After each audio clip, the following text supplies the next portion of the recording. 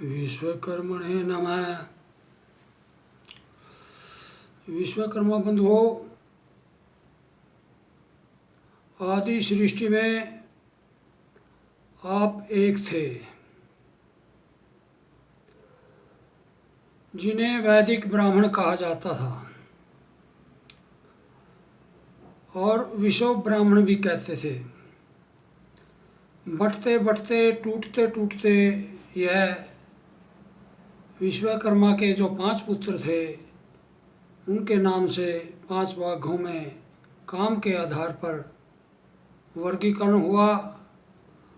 लोहे का काम करने वाले, सोने का काम करने वाले, तांबे पित्तल का काम करने वाले और मिट्टी पत्थर का काम करने वाले और लकड़ी का काम करने वाले, ये 5 भागों में विभक्त हुए।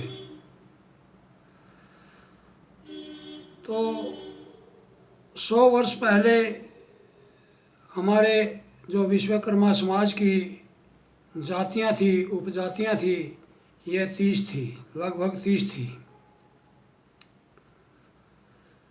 इसके बाद यह जातियां छती हुई और आज लगभग 42 के करीब उपजातियां बन गई है। ये जातियां इस प्रकार है: नंबर 1 विश्वकर्मा, नंबर 2 विश्व ब्राह्मण, number 3 Jagat Guru, number 4 Dhiman, number 5 Panchal, 6 पंचलार, 7 Jangid, 8 सूत्रधार, 9 सुतहार और 10 मैथिली, 11 मथुरिया, 12 त्रिवेदी, 13 पिपलाद, 14 लोटा, 15 लोटा और लोस्टे ये एक ही है, 16 महुलिया, 17 रावत, 18 कन्याकुमारी, 19 मालवीय, 20 मगधी और 21 सावरिया, 22 गौड़, 23 देव कमलार, 24 आचार्य, 25 कंसाली, 26 नवनंद, 27 त्रंच, 28 ओझा और 29 उपाध्याय, इसको झा भी, ओझा और झा ये एक ही है, 30 टाँक, 31 लाहौरी, 32 प्रजापति, 33 शिल्पी, 34 तिरवे, 35 खाती, 36 लोहार, 37 रामगढ़िया और 38 नामधारी, 39 शिकलीगर, 40 कुकुहास और 41 तरखान। ये लगभग 42 जातियां हैं जो आगे और भी टूटती रहेगी, बनती रहेगी। इतिहास है कि लगभग 100 वर्ष के बाद एक नई जाति बन जाती है। हर 500 वर्ष के बाद एक नया धर्म भी बन जाता है।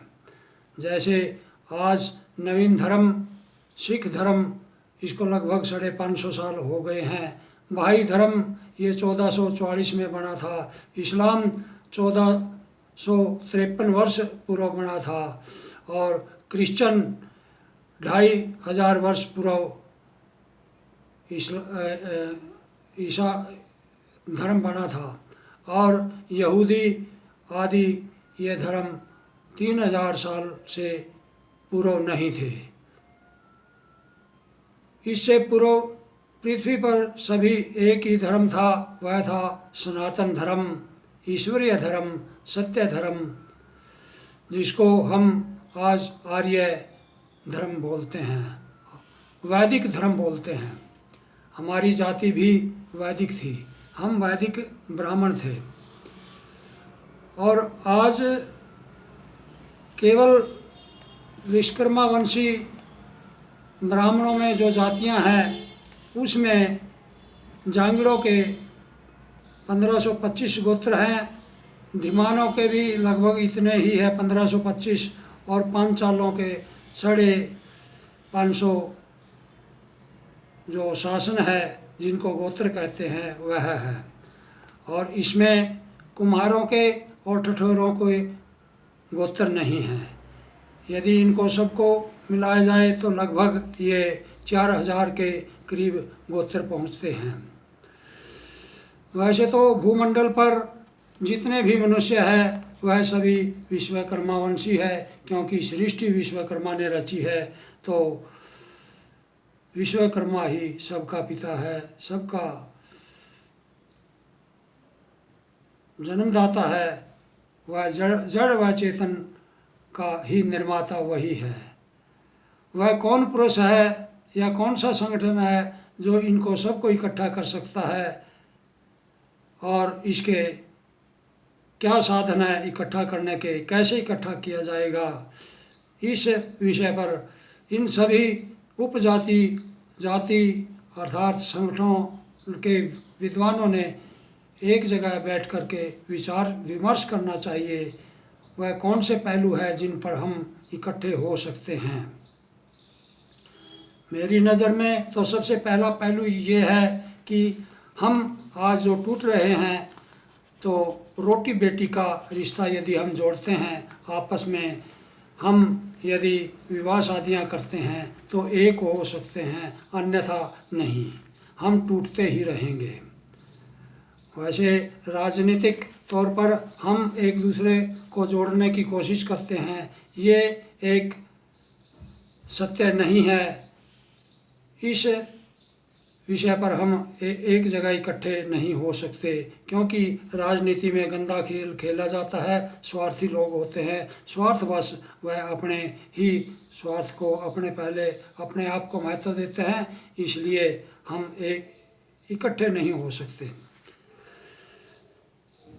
कहा जाता है कि महाभारत काल से पहले विश्वकर्मा वंशी अर्थात वैदिक ब्राह्मणों की धोती आकाश में सूखती थी। वह क्यों सूखती थी कि वह विज्ञान में वैदिक विज्ञान में निपुण होते थे, और समाज में राजनीतिक में राजाओं के पूजनीय होते थे और प्रतिष्ठित होते थे। यह श्रेष्ठ ब्राह्मण थे। विश्व ब्राह्मण ही सर्वश्रेष्ठ ब्राह्मण है। यह आदि सृष्टि से प्रथम दिन से है। इसलिए मैं विश्वकर्मा वंशियों को, इनके जितने भी जातियां हैं, उपजातियां हैं, गोत्र हैं, उन सभी को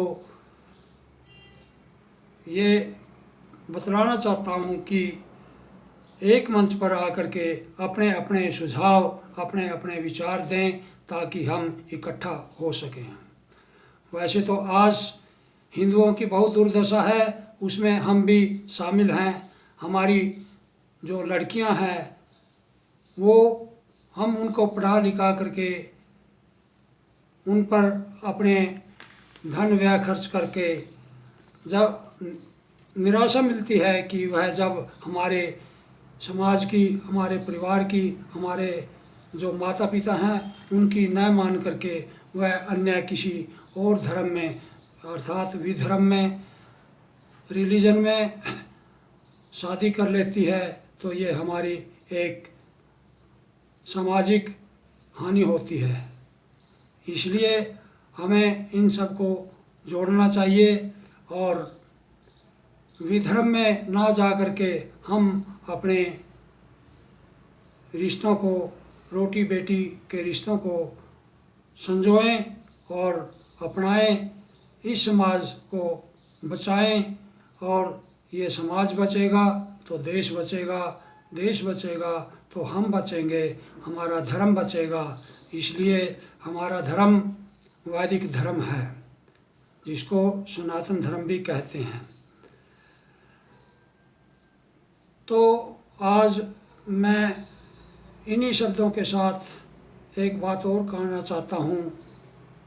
यदि मेरे ये विचार किसी को अच्छे लगे, पसंद आए, तो मेरे इस वीडियो को लाइक करें, शेयर करें और चैनल को सब्सक्राइब करें।